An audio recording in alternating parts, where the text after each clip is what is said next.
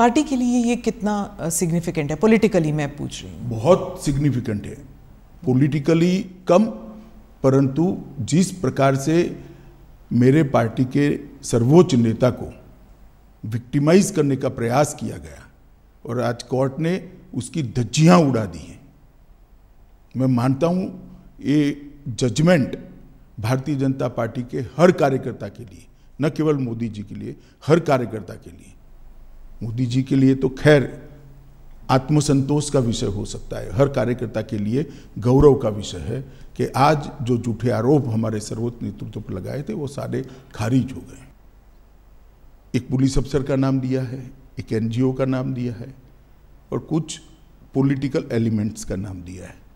ये तीनों ने मिलकर जजमेंट के अंदर ये स्पष्ट कर दिया है कि सनसनी खड़ी करने के लिए झूठ बातों को फैलाया गया, झूठ बातों को आगे बढ़ाया गया और झूठे सबूत घड़े गए।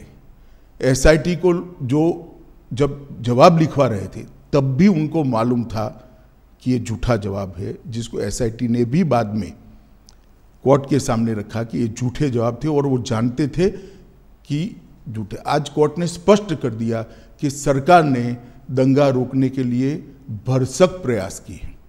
कोर्ट ने यह तय कर दिया कि मुख्यमंत्री ने बार बार शांति की अपील की थी। कोर्ट ने यह तय किया घटनाएं मतलब ट्रेन जलाने की घटना के बाद जो दंगे हुए वो सुनियोजित नहीं थे, स्वप्रेरित थे। ये भी कोर्ट ने आज जजमेंट में कह दिया और तहलका द्वारा किए गए स्ट्रिंग ऑपरेशन को भी कोर्ट ने खारिज कर दिया, क्योंकि इसका आगे पीछे का पूरा फुटेज जब आया तब मालूम पड़ा कि स्ट्रिंग ऑपरेशन पॉलिटिकली मोटिवेटेड है। सेना को बुलाया नहीं गया इतनी देर तक, 3 दिन नहीं बुलाया गया। आज सुप्रीम कोर्ट ने कहा देयर वाज नो डिले, लेकिन क्या सेना, अगर आप उस वक्त होम मिनिस्टर होते, गृह मंत्री होते, तो क्या आप सेना को बुलाते नहीं जल्दी? नहीं, जहाँ तक गुजरात सरकार का सवाल है, हमने कोई लेट लतीफ़ी नहीं करी थी। जिस दिन गुजरात बंद का ऐलान हुआ उसी दोपहर को हमने सेना को बुला लिया था। सेना को पहुंचने में थोड़ा समय लगता है। आप हमारा हिसाब मांगती है, मांगना भी चाहिए, मुझे जवाब भी देना चाहिए, परंतु मैं क्लियर कर दूं, जहां तक गुजरात सरकार का सवाल है, 1 दिन की भी देरी नहीं की है। रिकॉर्ड बहुत स्पष्ट है, कोर्ट ने भी इसको अप्रिशिएट किया है। परंतु दिल्ली में सेना का मुख्यालय है, दिल्ली में इतनी सेना है, जब इतने सारे सिख भाइयों बहनों को मार दिया, 3 दिन तक कुछ नहीं हुआ। कितनी एसआईटी बनी? हमारी सरकार आने के बाद एसआईटी बनी। कितनी अरेस्ट हुई? इतने सालों तक सिख नरसंहार में विपक्ष की सरकारें रही, कभी अरेस्ट नहीं हुई, और वो लोग हम पर आरोप लगा रहे हैं पार्शियलिटी के। आप और मोदी जी दोनों कहते हैं कि इट वाज अ टैक्टिक या फिर कह दीजिए कंस्पिरेसी कि गुजरात को एक बुरा नाम देने के लिए कि ये एक दंगाई प्रदेश है और बीजेपी जो है एक दंगाई पार्टी है, और गुजरात 2002 के बाद वो टैग लग गया। क्या आप मानते? मैं और मोदी जी नहीं कहते, भारतीय जनता पार्टी नहीं कहते कि हम पर टैग लगाने का झूठा प्रयास किया। अब सुप्रीम कोर्ट भी कहती है कि झूठा टैग लगाने का प्रयास किया। आप लोकतंत्र में संविधान को भी नहीं मानेंगे, सुप्रीम कोर्ट को भी नहीं मांगेंगे। पॉलिटिकल स्टेटमेंट सच्चे या सुप्रीम कोर्ट का सब एविडेंस एप्रिशिएट कर कर लिया गया फैसला सच्चा, ये देश की जनता ने तय करना पड़ेगा, आप जैसे पत्रकारों ने भी तय करना पड़ेगा। और अगर ये मत बनता है कि सुप्रीम कोर्ट का एप्रिशिएट हुआ एविडेंस एप्रिशिएट करने के बाद दिया गया फैसला सच्चा है, तो अब क्वेश्चन उठाने चाहिए। पत्रकारों की जिम्मेदारी है, जिन्होंने आरोप लगाए थे उनके ऊपर पूछना चाहिए उनको कि क्या आधार था ये आरोप का, और आधार था तो क्यों नहीं गए सुप्रीम कोर्ट में। आपने एनजीओज का जिक्र किया, कौन से एनजीओज हैं, क्या किया उन्होंने? देखिए, मैंने बहुत हरीडली जजमेंट को पढ़ा है, मगर इसमें तीस्ता सेटलवाड का नाम बहुत स्पष्ट दिया है। तीस्ता सेटलवाड की एनजीओ थी, नाम तो मुझे मालूम नहीं है उनका। उन्होंने हर थाने में इस प्रकार की भारतीय जनता पार्टी के कार्यकर्ताओं को इन्वॉल्व करने वाली एप्लीकेशनें दे दी थी। और मीडिया का दबाव इतना था कि सभी एप्लीकेशनों को सच मानकर ट्रीट किया गया। मीडिया और एनजीओज का एक नेक्सस था, आप कह रहे हैं इन दोनों ने मिलकर 20 साल तक चलाया ये पूरा? ना 20 साल नहीं चला, 2002 अब 2022। स्मिता बहन, सबसे बड़ी बात तो जनादेश होता है और जनता सब देखती है। 130 करोड़ लोगों के 260 करोड़ आंख होती है, 260 करोड़ कान होते हैं, सब देखती है, सब सुनती है। हम कभी चुनाव नहीं हारे। जनमानस ने, जनता ने कभी भी ये आरोप को स्वीकारा नहीं।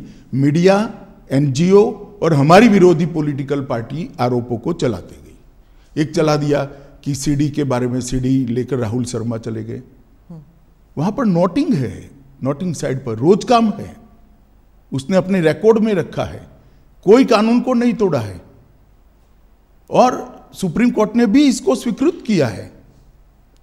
बहुत से लोगों का मानना है कि एसआईटी इन्फ्लुएंस हुई थी, बीजेपी का दबाव था एसआईटी के ऊपर। हालांकि सुप्रीम कोर्ट ने तो कुछ और ही कहा है अभी, लेकिन इतने साल तक जब इन्वेस्टिगेशंस चल रहे थे तो उस टाइम सालों साल डिले करते गए। तो इस देखिए, एसआईटी की रचना हमने नहीं करी थी, देश की सर्वोच्च अदालत ने करी थी। अफसर का चयन भी हमने नहीं करा था, देश की सर्वोच्च अदालत ने एनजीओ को सुनने के बाद करा था। और जो अफसर रखे गए थे वो भारतीय जनता पार्टी के रूल स्टेट से नहीं लिए गए थे, सेंट्रल गवर्नमेंट के लिए गए थे। और तब तक सेंट्रल गवर्नमेंट बदल चुकी थी, यूपीए की आ चुकी थी। तो एसआईटी इन्फ्लुएंस नहीं हुई थी? जरा भी इन्फ्लुएंस नहीं। और कोर्ट मॉनिटरिंग केस था, कैसे इन्फ्लुएंस होती? इतने महंगे महंगे लॉयर एनजीओ की ओर से अपीयर होते थे। जैसे जाकिया जाफरी कहती थी, जो आप महंगे लॉयर्स की बात कर रहे हैं, कि आपकी तरफ के जो लॉयर्स थे वो बहुत हेविली पेड थे, उनकी तरफ से नहीं थे। एसआईटी के लॉयर्स जो थे हमारी ओर से हमारे लॉ ऑफिसर ही थे और कोई नहीं था। हाँ, उनको बहुत पैसे, लॉ ऑफिसर को इतना पैसा नहीं मिलता है, आप जानती हो। इसके पेमेंट का एक सिस्टम होता है, इसका रेट शब्द प्रयोग ठीक नहीं है, मगर उनकी फीस तय होती है। और कई सारे इतने गलत बातें कि फायरिंग में सिर्फ मुसलमान मारे गए, कोर्ट ने आज ये भी नकार दिया कि ऐसा नहीं हुआ है। फायरिंग में मुसलमान नहीं मारे गए, लेकिन दंगों में तो मुसलमान मारे गए ना। देखिए स्मिता जी, एक बात आप समझ कर चलिए, जिस तरह से 60 लोगों को जिंदा जला दिया था, उसका समाज में आक्रोश था। और जब तक दंगे नहीं हुए तब तक किसी ने इसका क्रिटिसिज्म भी नहीं किया, accept Bharatiya Janata party. Congress party का एक भी स्टेटमेंट, पार्लियामेंट चल रही थी उस दिन, किसी ने दुख भी व्यक्त नहीं किया कि 60 लोगों को जिंदा जलाने की घटना का आप भर्त्सना भी नहीं करोगे, निंदा भी नहीं करोगे। इतनी बड़ी वोट बैंक पॉलिटिक्स होगी। आज सुप्रीम कोर्ट ने यह भी कह दिया कि जाकिया जाफरी किसी और के निर्देशन पर काम करती थी। कई सारे विक्टिम्स का एफिडेविट एनजीओ ने साइन कर दिए, विक्टिम को मालूम ही नहीं है। आपके हिसाब से किसने किया, क्यों किया जाकिया जाफरी के? सब जानते हैं ना कि तीस्ता सेतलवाड जी की एनजीओ ये सब कर रही थी, केवल और केवल। और उस वक्त जो यूपीए की सरकार आई, उसने ढेर सारी मदद करी है तीस्ता सेतलवाड की एनजीओ को, ढेर सारी मदद करी है, सबको मालूम है, पूरे लुटियन दिल्ली को मालूम है। गुजरात में तो आपकी सरकार थी, इतने गुजरात में हमारी सरकार थी, मगर जो एनजीओ थे उसको भारत सरकार ने मदद करी है, सब जानते हैं। और केवल मोदी जी को टारगेट बनाकर ये सब किया गया, उनकी छवि को हानि पहुंचाने के लिए किया गया, उनको दंगों के केस में उनकी लिप्तता बनाने के लिए किया गया।